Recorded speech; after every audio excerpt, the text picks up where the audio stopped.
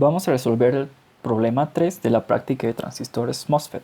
El ejercicio nos dice que los transistores NMOS del circuito de la figura 2 tienen un voltaje de umbral de 2 voltios, una cap sub n, transconductancia de proceso de 20 microamperios por voltio al cuadrado, un lambda igual a 0, unas longitudes de canal en ambos transistores de 10 micrómetros, y pues debemos encontrar los valores necesarios de ancho de compuerta, de ancho de canal, para cada uno de los transistores Q1 y Q2, tal de obtener los valores de voltaje y de corriente indicados en el diagrama.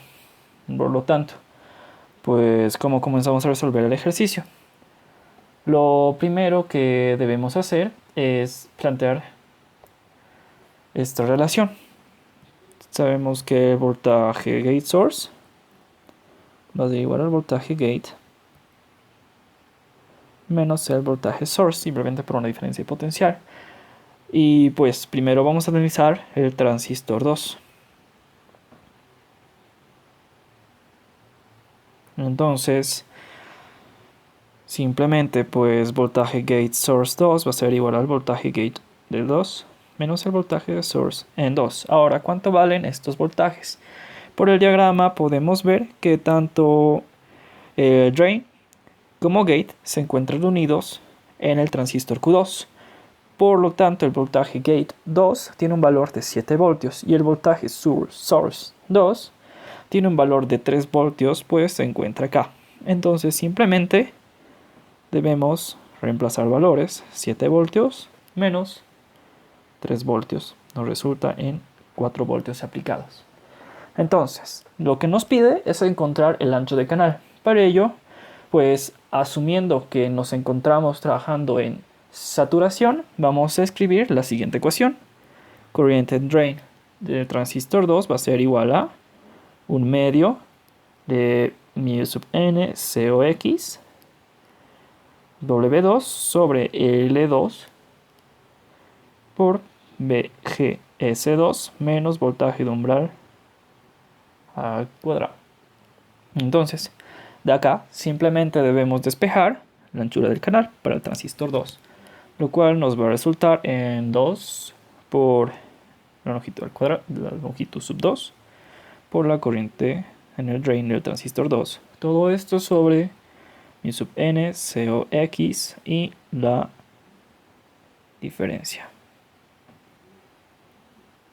Entonces, pues todos estos son valores conocidos. Solo nos queda reemplazar los datos. Vamos a tener 2 por 10 a la menos 6 metros por una corriente de 0,2 por 10 a la menos 3 amperios dividido entre 20 por 10 a la menos 6 amperio por voltio al cuadrado por una diferencia entre 4 voltios menos 2 voltios al cuadrado. Entonces vamos a obtener un ancho de canal de 50 micrómetros.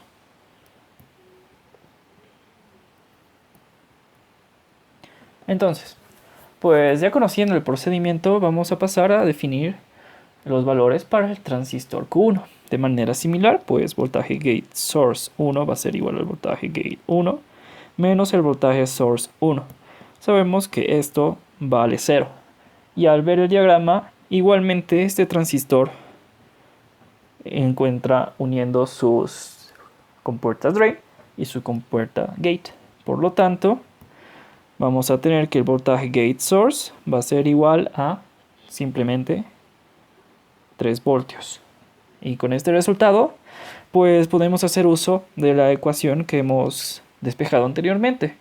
Simplemente cambiando que va a ser 2L1 por la corriente en drain de 1 mu sub n COX voltaje gate source 1 menos voltaje de umbral, todo esto al cuadrado. Ahora, tratándose de un transistor MOSFET, pues la corriente que va a fluir a través de toda esa rama que se compone por los dos transistores es la misma. Por lo tanto, estos 0,2 miliamperios se mantienen y se da que la corriente en el drain de 1 es igual a la corriente en el drain de 2 y es igual a 0,2 miliamperios. Entonces, reemplazando los valores, vamos a tener que es 2 por 10 a la menos 6 metros por 0,2 por 10 a la menos 3 amperios.